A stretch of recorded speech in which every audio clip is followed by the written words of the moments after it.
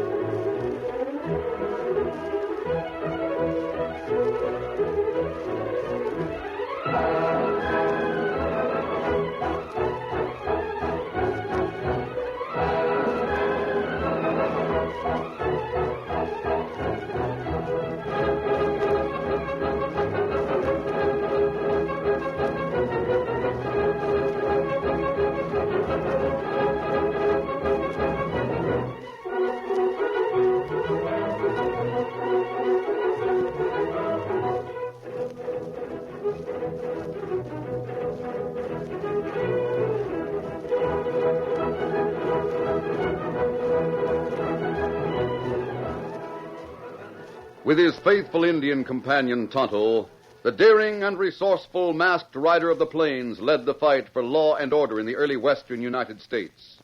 Nowhere in the pages of history can one find a greater champion of justice. Return with us now to those thrilling days of yesteryear. From out of the past come the thundering hoofbeats of the great horse Silver. The Lone Ranger rides again. Come on, Silver. Let's go, big fellow. I'll Silver. Hoy!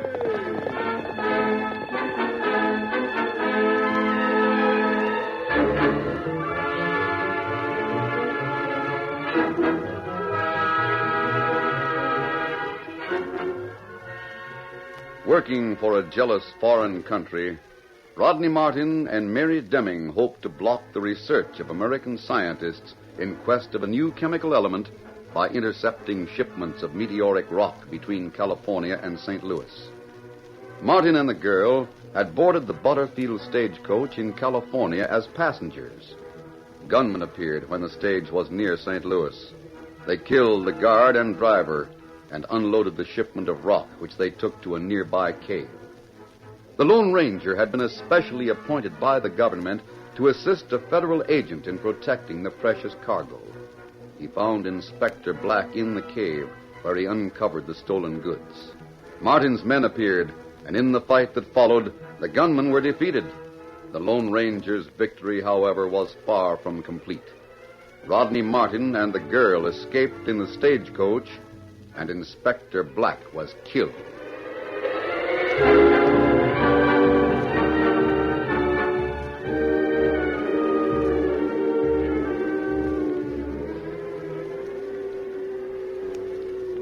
The lodestone walls of the cave were scarred with bullets. The air reeked with the acrid smell of burned gunpowder, and the wind blowing past a natural chimney seemed more eerie than ever before. Death had struck 3 times. Grizzly Smith had been killed in a gunfight, and Black had shot the outlaw named Rankin with the last of his expiring strength.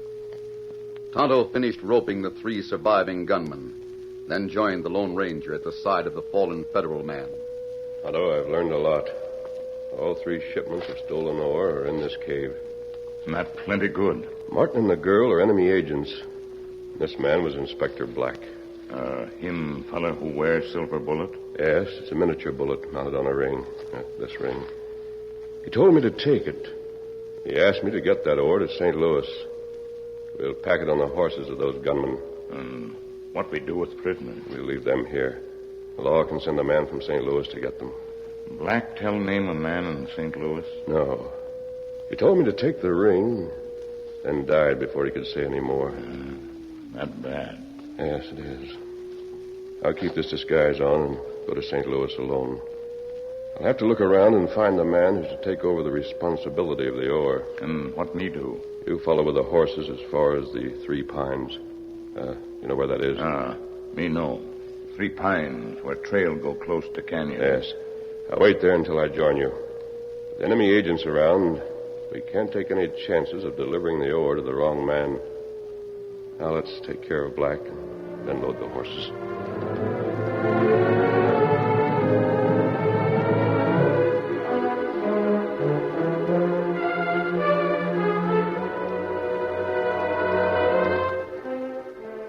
The Lone Ranger buried the government agent near the entrance to the cave. Then the meteoric rock was packed on the gunman's horses. The Lone Ranger, wearing his disguise, set out for St. Louis at a fast gait, while Tonto followed more slowly. In the meantime, Rodney Martin drove the stagecoach team.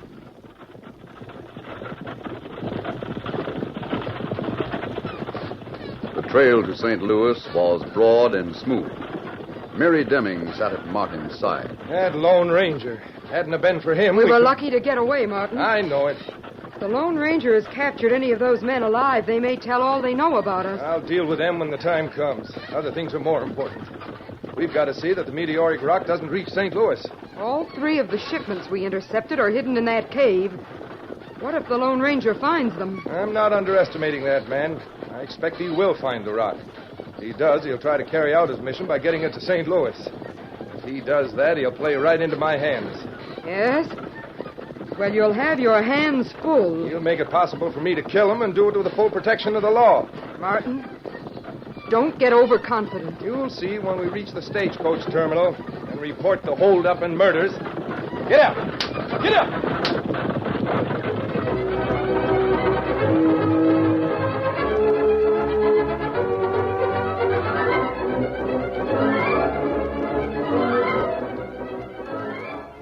The sheriff's office was right next door to the terminal station of the Butterfield stage.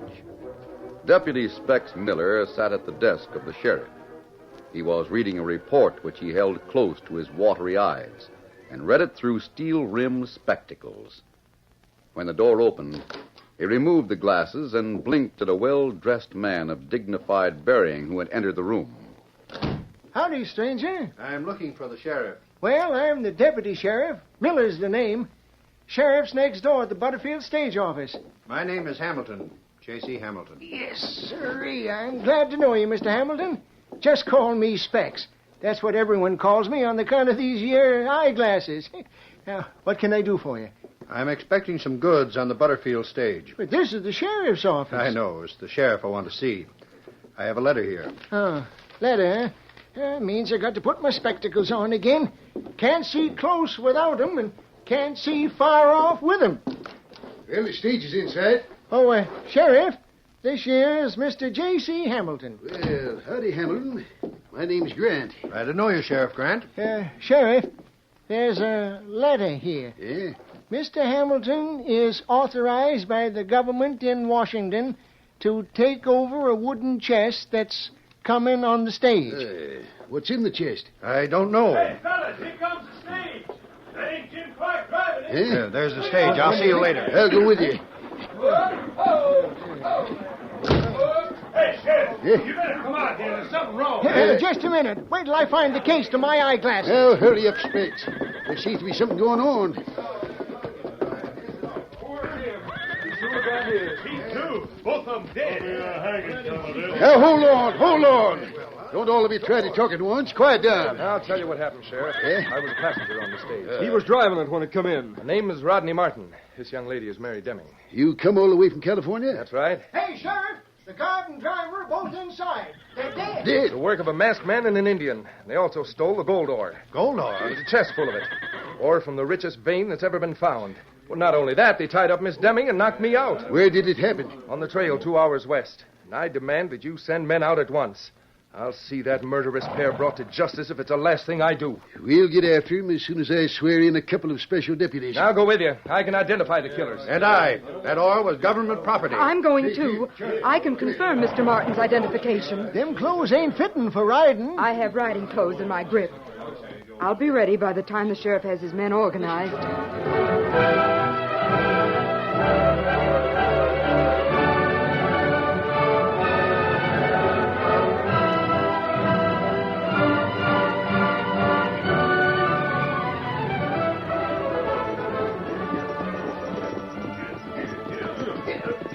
Mary Deming and 6 men rode west along the Butterfield Trail in search of the masked man and his Indian companion.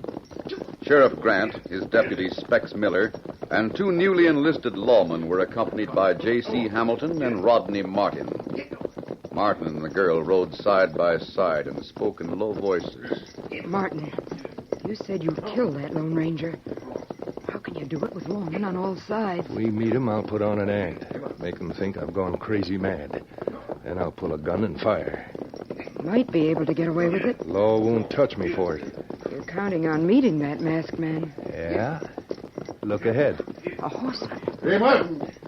Someone's coming this way. Rein up a minute, boys. Oh, boy. Is that the man? Martin, he's wearing a black hat and he has no mask. It could be disguised. How about it, Martin? Well, it looks like the same horse, and the man rides like the killer. But he seems to have changed his clothes and taken off the mask. You think it's the same one? I do. We'll know for sure when we hear him speak. He's coming in fast. Rein up there. Rein up in the name of the law. Oh, Silver, oh, boy. Oh. We want to talk to you, mister. Sheriff, you're just the man I want to see. That's him. That's the one. That's the killer. I'll show Put him. down that gun. Hey there. Why, you... Give me that gun, Martin. Who told you to draw and fire? He's a murderer, a killer. I saw him shoot that garden That's driver. no call to shoot him on sight. I'm the law around here. I'll handle things. Doggone, if I hadn't slapped your gun aside, you'd have killed him. There's room for doubt about that. You're covered, mister. The law wants you for murder and stage robbing. Now dismount. Martin, you said the murderer was masked. Wore a white hat and had a redskin with him. The white hat's tied behind the saddle. But the redskin... He's probably gone into hiding with the loot. Steady easy, Silver. Now, Martin did see me wearing a mask, Sheriff. Eh? But it was he and the girl who planned the robbery and murder. That's not true. Well, now... Just a moment, Sheriff. Let me speak. A man known as the Lone Ranger was supposed to protect that stagecoach. How do you know? I was to meet him. Mr. Hamilton's got a letter from Washington giving him all kinds of authority. How are you to identify the Lone Ranger? He's to identify himself to me by a code word. A certain government agent was to give me your name and the code word. You? Yes. He was killed before he could speak. Gosh, is this the Lone Ranger? Perhaps this silver bullet will identify me. Why, you lying killer. You probably met the Lone Ranger and stole his horse and gun belt. Sheriff, take us all into town and let me communicate with Washington by telegraph. We'll go there when you tell us where the loot is hidden. I'll tell nothing until I've checked on Hamilton's identity. You doubt me? I made one mistake in trusting Rodney Martin and the girl. He wants a stall for time to give his Indian pal a chance to make off with the gold. Gold? The contents of that chest. So that's what you think was in the chest. I told him what was in it. I see. Sheriff, nothing can be lost by keeping Martin, Miss Deming, and me in custody. I'll take you into custody right now, and we'll follow your back trail till we find that Indian with a stolen ore. But Martin and the girl. I need them to identify the Indian. Take him, boys. I'll hold his arms. Oh, you won't. Grab him. I'll fix him. Hit him again. Use that gun barrel again. Hold it. That's enough. You've knocked him out. Give me a hand with him.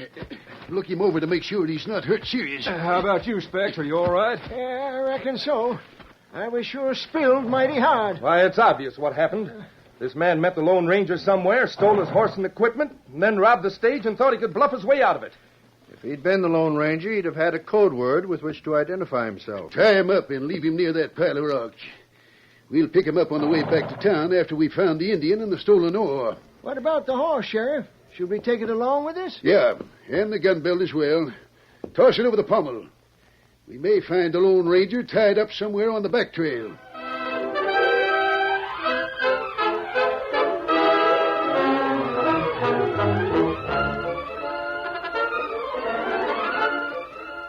The curtain falls on the first act of our Lone Ranger story.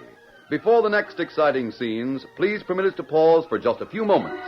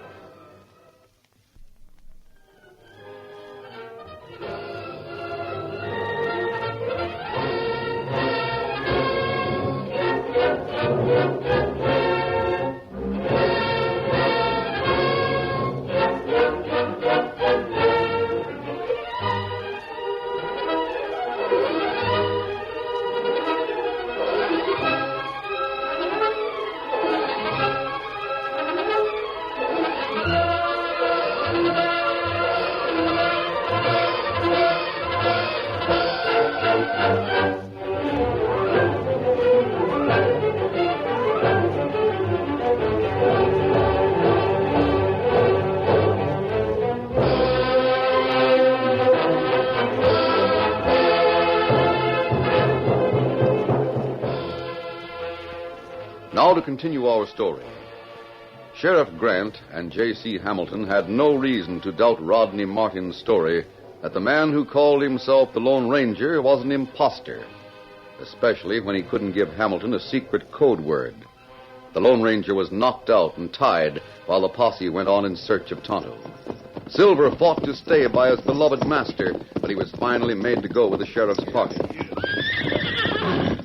Come on there. Come on, Dad Rabbit. What's the matter with that white horse, anyway? He's just plain rambunctious, Sheriff. Looks like he's going to fight every inch of the way. Well, do the best you can with him. Looks like he's calming down now.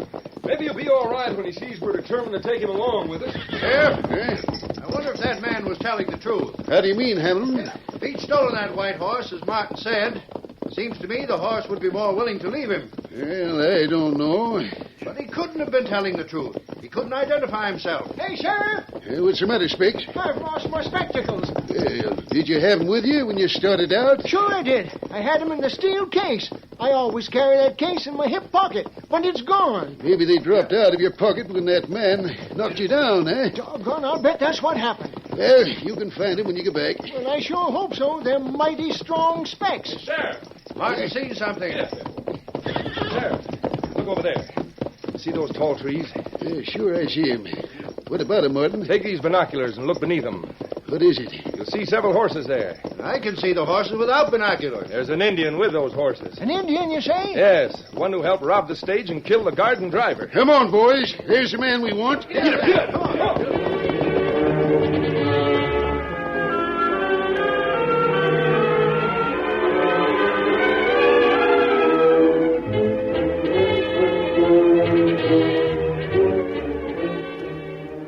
The Lone Ranger recovered consciousness with a sweltering sun beating down upon his face.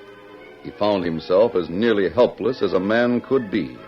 His ankles were securely lashed together, and his hands, crossing his chest, were tied at the wrists. His head ached frightfully, but this he ignored. He squirmed to a sitting position and looked about for Silver. Where is he? Silver! Silver, where are you? His voice rang out across the plains, but there was no response.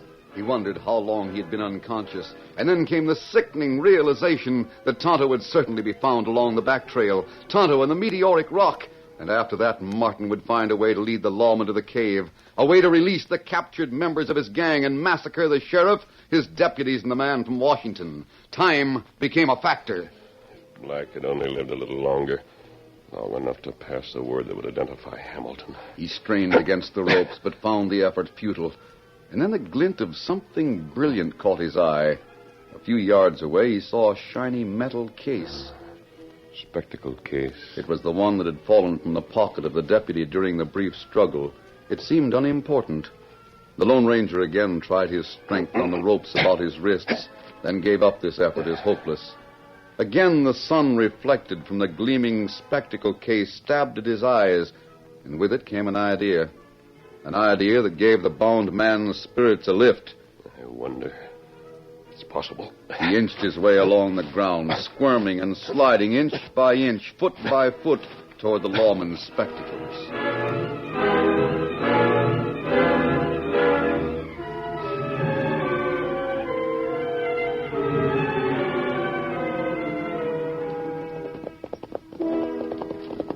In the meantime, Sheriff Grant and his party came to the edge of a ravine where Tonto and a number of horses were waiting next to 3 tall pines. Tonto, seeing Rodney Martin and the girl, went for his guns. But when he saw that others of the party wore the badges of lawmen, he relaxed. Oh, there. Is this the Indian? That's the man. Get your hands up. Put him up. We get you covered. That horse, Silver. You're doggone right, it's Silver. Look out for that horse. Hey, he's broken loose. There he goes. He's getting away. Look at him travel. He's running back. Never mind. Never mind that horse. Let him go. This Indian's the man we want. Stand where you are, Redskin. I want to take you in alive, but I won't hesitate to shoot.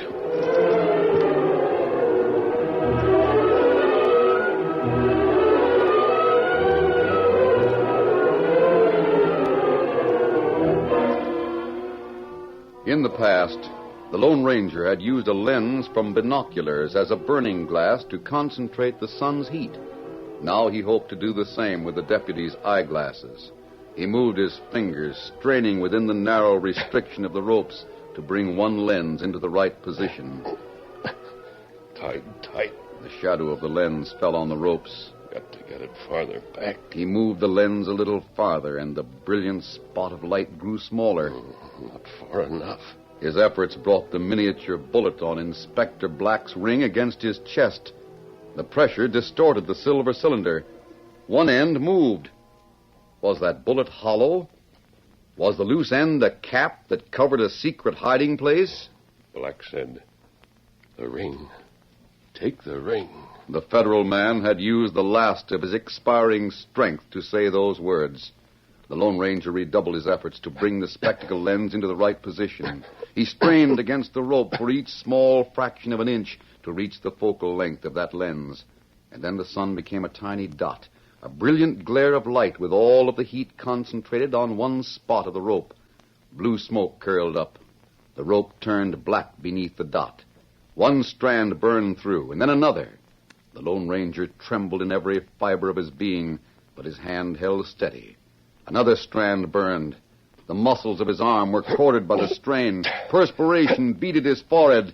And then the last strand of the heavy rope gave way. His hands were free. Now? The ring. He must first of all know the secret of the ring. He pulled off the cap, and in a hollow compartment found a slip of thin paper. It held the all-important information. As he tore the ropes from around his ankles, he heard a sound that drove the numbness from his fingers and the throbbing from his head.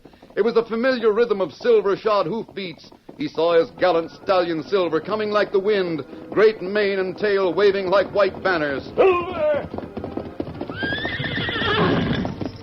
Good boy. Good old fella. Good fella. What? My gun belt on the pommel. The belt of silver bullets went around his waist. The heavy 6-gun slapped his thighs. He hit the saddle. He's a big fella. One Silver!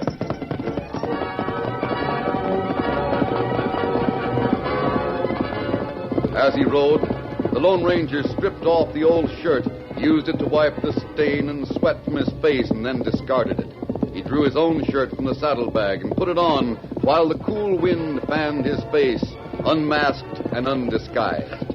A mask went into place across his eyes. Now he was the familiar figure, the masked rider known throughout the length and breadth of 7 states, the Lone Ranger. Oh, Silver!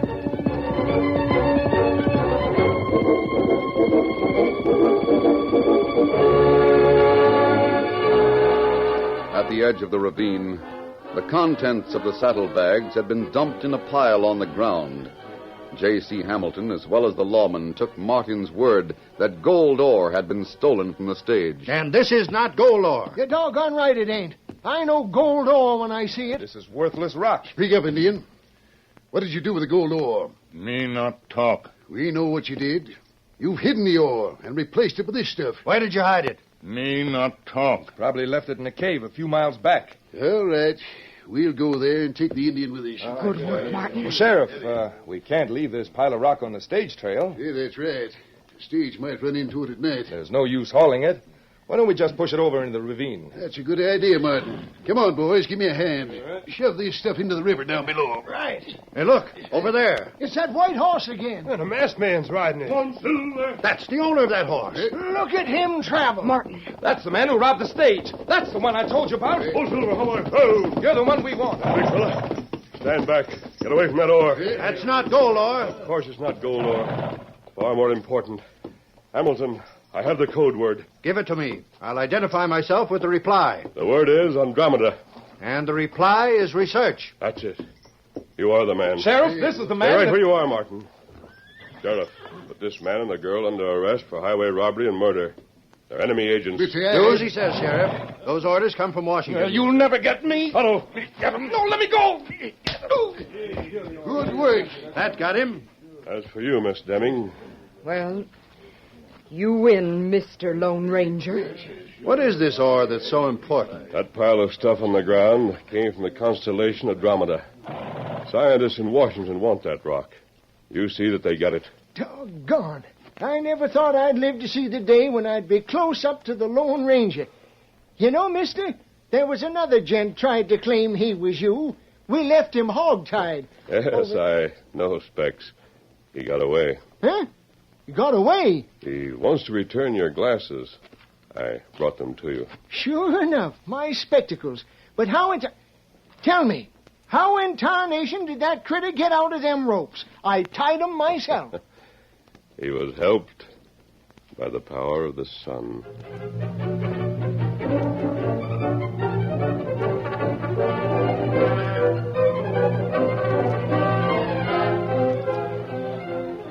It was weeks before the Lone Ranger had official word that the meteoric rock had been received in Washington.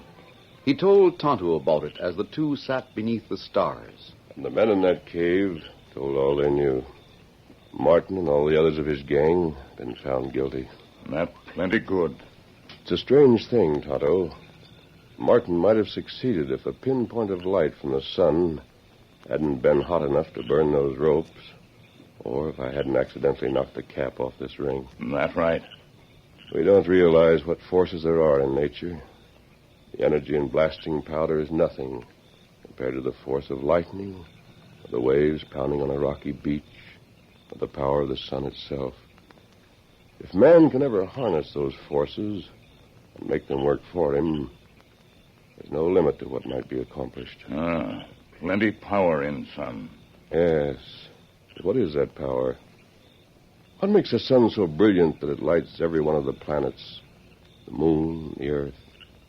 What makes it so hot that it can sear the grass on Earth 100 million miles away? What power drives the Earth through space?